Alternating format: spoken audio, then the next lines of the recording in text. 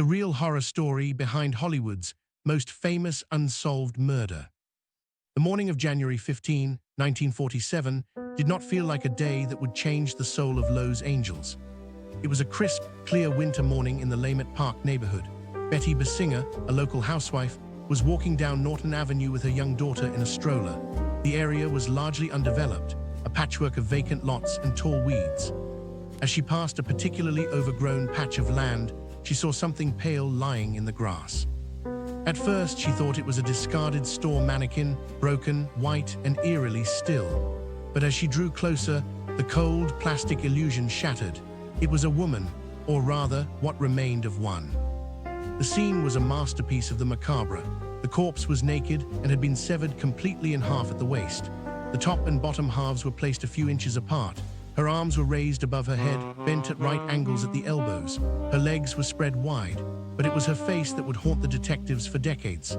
The killer had sliced her mouth from ear to ear, creating a permanent, haunting grin known as the Glasgow smile. There was no blood at the scene.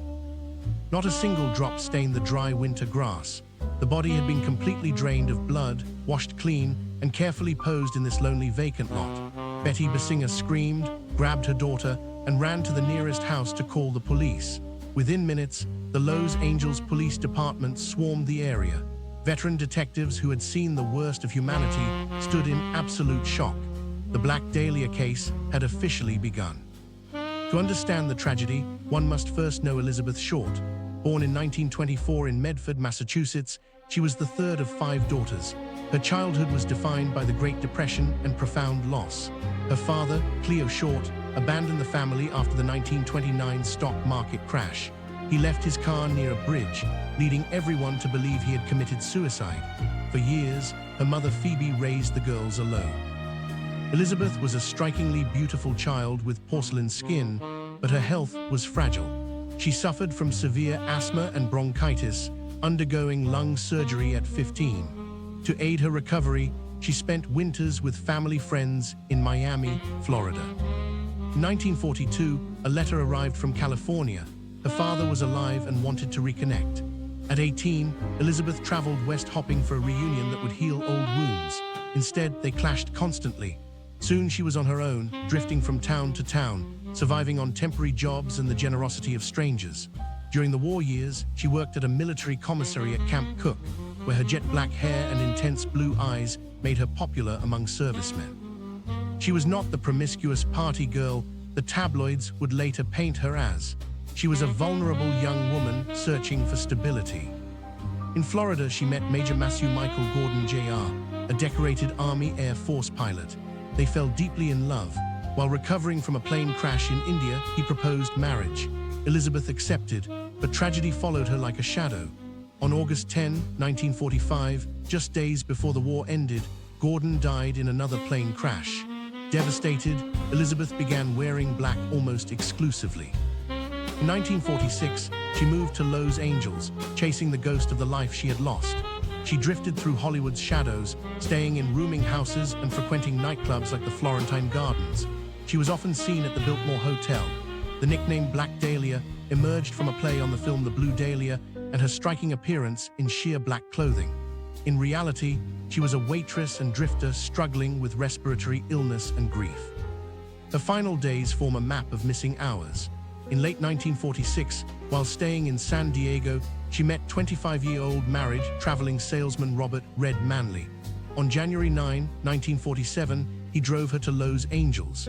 She checked her luggage at the bus depot and told him she was meeting her sister at the Biltmore Hotel.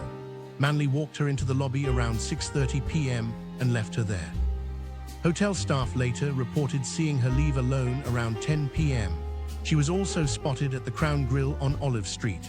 After that, Elizabeth Short vanished into the dark heart of the city for nearly 6 full days. No one knows where she went or who she met.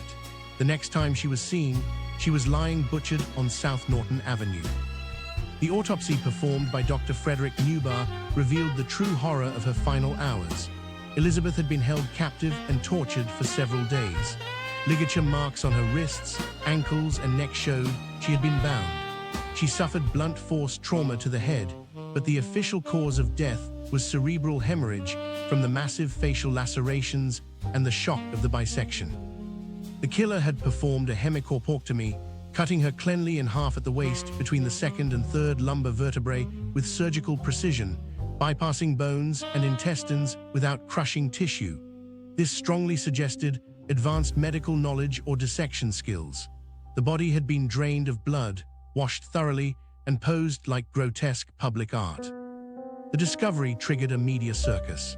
The Los Angeles Examiner, owned by William Randolph Hearst, sensationalized every detail.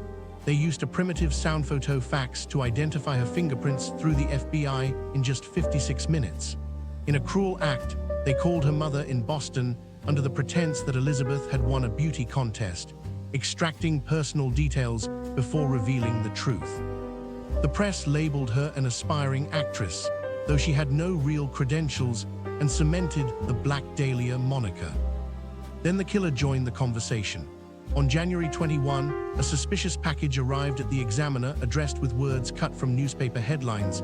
"Here is Dahlia's belongings, letter to follow." Inside were Elizabeth's birth certificate, business cards, photographs, and personal address book, one page missing. Everything had been wiped with gasoline to destroy fingerprints. A second letter promised surrender on January 29 at 10 a.m.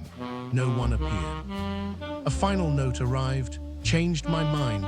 You would not give me a square deal. Dahlia killing was justified." The FBI found the prints too smudged or wiped clean. The killer was playing a deadly game. The investigation was corrupted from the start by a toxic tabloid war between the Los Angeles Examiner and the Los Angeles Times.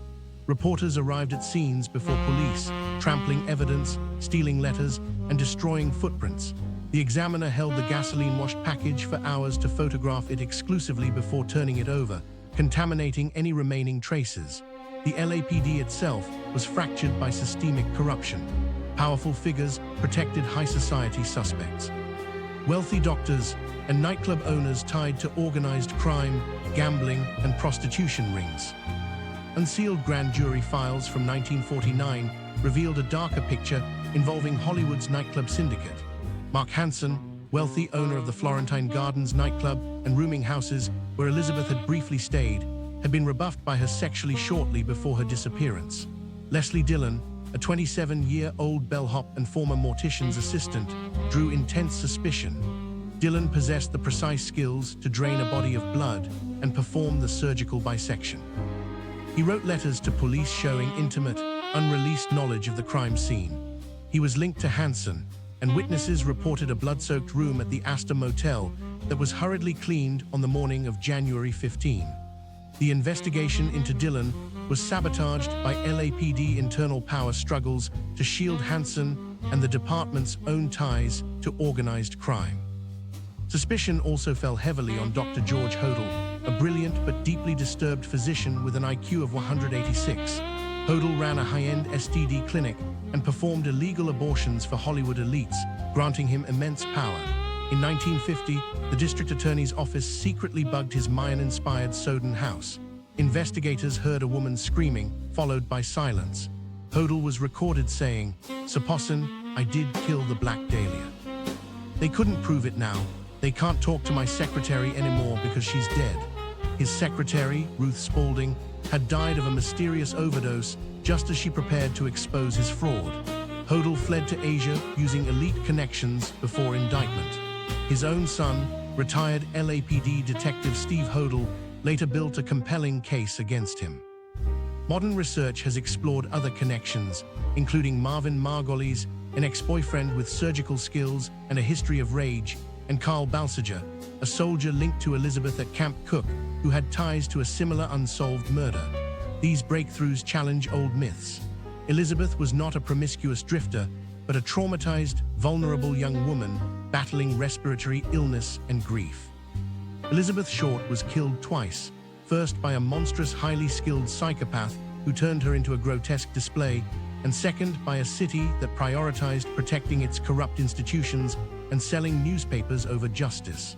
The media and police failures ensured the case remains unsolved. Today, Elizabeth lies in a quiet cemetery in Oakland, far from Hollywood's neon glare. Her story stands as a silent confession of Los Angeles' dark past, a reminder that in the city of angels, the most beautiful dreams can end in the blackest of nightmares.